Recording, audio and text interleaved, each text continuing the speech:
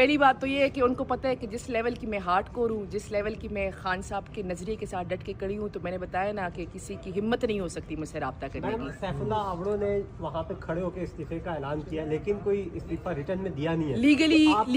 Legally count होता है। जब आप ऑन द फ्लोर अपने इस्तीफे का ऐलान कर देते हैं तो वो लीगली काउंट होता है और रिजिग्नेशन कंसिडर हो जाता है। कोई और बंदा फिर वो लाएंगे। देखिए जी, यहाँ तो ना कानून है या आईन है, ये कोई और हर बाज मालेंगे। मेरे ख्याल से आबड़ू साहब का रिजाइन वापस करेंगे, उनसे दोबारा वोट दिलवाएंगे और फिर उनको कराएंगे। यही कि 3 सेनेटर हमारे पास और भी मौजूद है रिजर्व में। पहली बात तो ये है कि कहने को तो बहुत ही कुछ कहा जा रहा है, तो इसका क्या मतलब है? ये तो ये इन्होंने तो ये भी कहा कि खैबर पख्तूनख्वा में 22 MPAs हमारे साथ है, हुए 90 के 90 नोट ही वो वोट पड़े। तो फिर अबड़ू साहब ने कहा था कि जो मैं वोट दे रहा हूँ फील्ड मार्शल के लिए दे रहा हूँ, और उन्होंने जिक्र किया 26 यानी तरमीम में मेरी बीवी को 10 बंदों को अगवा किया गया, PTI ने मेरा साथ ही नहीं दिया।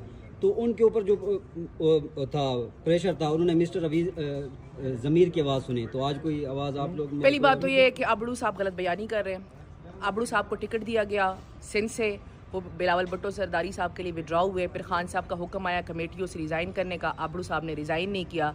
तीसरी बात ये कि अगर आप वो कवर अप करने के लिए ये कह रहे हैं कि जी पीटीआई सारे मुल्क को पता है, 25 करोड़ आवाम आवाज़ उठा रही है कि पीटीआई के साथ जुल्म हो रहा है। सबको पता है कि लोगों की माएँ बहनें बीवियाँ उठाई जा रही है, लोगों के चादर और चादर दीवारें की पामाली की जा रही है। तो ये तो पीटीआई नहीं कर रही ना, और पीटीआई के साथ हो रहा है अवाम आवाज़ उठा रही है। मैंने बताया ना कि ये जो खेल जारी है, ये ज़मीर के बिना पे ही आप लड़ सकते हैं, ज़मीर ना हो तो आप नहीं लड़ सकते। अगर कोई बात कमेंट कर दें, जिरगा हुआ एक बड़ी अहम डेवलपमेंट। देखिए जी, बहुत अच्छा सवाल पूछा आपने। खैबर पख्तूनख्वा जो है ना, हज़ारों सालों से पख्तून रिवायात है, जिसमें हमारी सबसे बड़ी रिवायत जरगे की है कि जो सबसे बड़ा मसला भी हो तो वो जरगे से हल हो जाता है। खैबर पख्तूनख्वा इस वक्त अमन का तलबगार है और हम अमन के लिए हर रास्ता अपनाएंगे, हम अमन के लिए हर हद तक जाएंगे।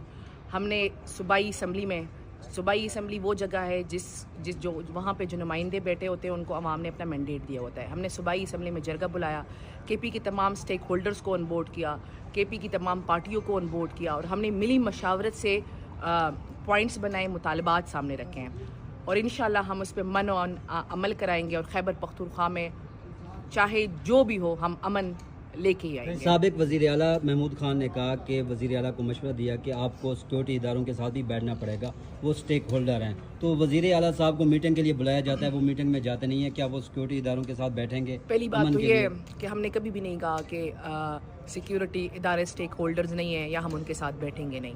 हमारा मौक़िफ़ साफ़ है कि खान साहब हमारे लीडर है, अवाम ने उनको वोट दिया है, अवाम ने